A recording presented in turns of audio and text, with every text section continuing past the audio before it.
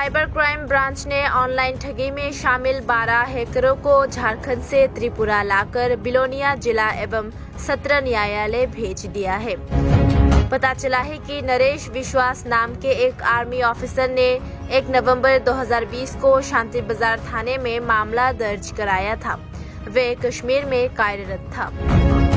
कश्मीर से राज्य लौटने के लिए उन्होंने इंडिगो प्लेन का टिकट खरीदा था। कोरोना के चलते टिकट कैंसिल कर दिया गया था। बाद में उन्होंने अपना पैसा वापस पाने के लिए इंडिगो कस्टमर केयर को कॉल किया और उन्हें अपने मोबाइल पर क्रेडिट ऐप डाउनलोड करने के लिए कहा गया था। उनके मुताबिक वे एक क्रेडिट ऐप डाउनलोड करते हैं और बातचीत में जो भी जरूरी होता है वे करते हैं। लेकिन इस बीच उनके खाते से तरह से 1,76,534 रुपये काट लिए गए। उन्होंने उसके खिलाफ शांति बाजार थाने में मामला दर्ज कराया। मामला संख्या 7/2020, धारा 420, 120, 166। इंफॉर्मेशन टेक्नोलॉजी के तहत पुलिस ने मामले की जांच की। बाद में पुलिस ने इसे साइबर क्राइम ब्रांच भेज दिया।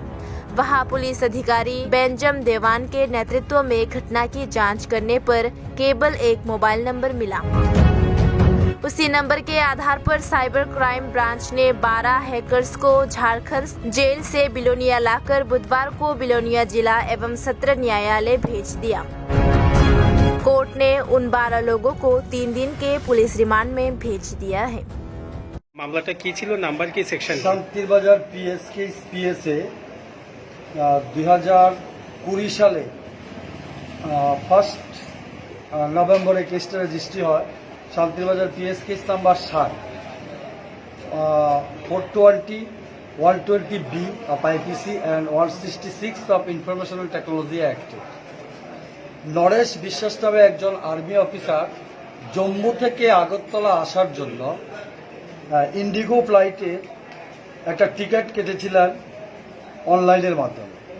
যেহেতু করোনার কারণে ফ্লাইট ক্যান্সেল হয়েছিল, সে ক্যান্সেলেশনের টাকাটা ফেরত পাওয়ার জন্য সে আবার ইন্ডিগো ফ্লাইটের কাস্টমার কেয়ারে ফোন করেছে। ফোন করার পর ওনাকে ইনস্ট্রাকশন দিয়েছে আপনি কাস্টমার কেয়ারের এই কাজটা করুন। এই কাজটা করতে গিয়ে উনি একটা অ্যাপস যেটার নাম আমরা পেয়েছি এলিড্যাক্স অ্যাপ, ওইটা ইনস্টল করার পরে ওনাকে বিভিন্ন কিছু বলেছে আপনি এটা করুন এটা করুন। এইসব করতে করতে দেখা গেল ভদ্রলোকের প্রায় 1,86,534 টাকা ওনার অ্যাকাউন্ট থেকে হ্যাক হয়ে গেল, মানে কেটে নিল। তারপর উনি উপায়ন্ত না পেয়ে আমাদের শান্তিবাজার পিএসকে একটা ইনফরমেশন দিলেন। শান্তিবাজার পিএস থেকে এটা আমাদের রাজ্যের স্পেশাল ইনভেস্টিগেশন ব্রাঞ্চ, যেটা সাইবার ক্রাইম নামে আমরা পরিচিত, সেখানে এটাকে রেফার করা হলো।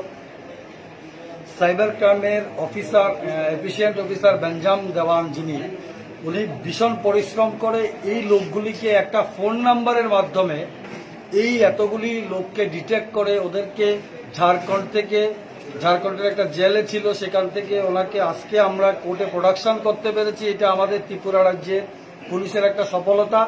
ত্রিপুরা রাজ্যের মানুষ আগামী দিন কোনো প্রতারক চক্রের মাধ্যমে যেন অনলাইনে কোনো ট্রানজ্যাকশন করতে গেলে যে কোনো মানুষের যে কোনো রকম মানে ফোনের ইনস্ট্রাকশন ফলো না করে, যারা ওটিপি চায় মোবাইলের, আপনার অনলাইনের আপনার ক্রেডিট কার্ড ডেবিট কার্ডের বিভিন্ন পাসওয়ার্ড চায়, এই জিনিসগুলি যেন আপনারা সতর্ক থাকুন।